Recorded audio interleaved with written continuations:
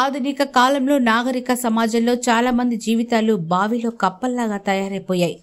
టీవీలు, మొబైల్ ఫోన్లు ఇలా ఎలక్ట్రిక్ సాధనాలు వచ్చిన తర్వాత వాటితోనే కాలం గడపడం సహజమైపోయింది. చిన్నపిల్లల నుంచి పెద్దల వరకు వాటికి అలవాటు పడిపోయారు. అడవుల్లో అందమైన పరిసరాలు, చెట్లు, కొండలు, కోనలు, జంతువులు, పక్షులు ఇవన్నీ కూడా నేటితరం మర్చిపోయింది. అలాంటివి ఇప్పుడు వారికి కొత్తగా అనిపిస్తుంది.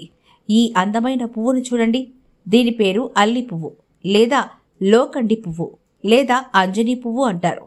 ఇనుప చెక్క చెట్టు పువ్వు అని కూడా అంటుంటారు. అద్భుతమైన అందాలతో మనసుని రంజింపచేస్తుంది, కనువిందు చేస్తుంది. బహుశా పట్టణ ప్రాంతాల్లో ఉన్నవారికి ఇలాంటి పూలు చూసే భాగ్యం దక్కదేమో. కొండ ప్రాంతాల్లో, కొండ ప్రాంత గ్రామాల్లో ఇలాంటి పూలు అక్కడక్కడ కనిపిస్తాయి. విశేషం ఏంటంటే ఈ పువ్వు భారతదేశంలోనే ఎక్కువగా పెరుగుతుంది. ఆంధ్రప్రదేశ్, కర్ణాటక, తమిళనాడు రాష్ట్రాల్లోనే కాకుండా థాయిలాండ్ మరియు దక్షిణాసియాలోని కొన్ని దేశాల్లో పెరుగుతుంది. చిన్న పూలతో డార్క్ బ్లూ లేదా పర్పుల్ కలర్తో గుత్తులు గుత్తులుగా చూసేందుకు మనోహరంగా ఉంటుంది.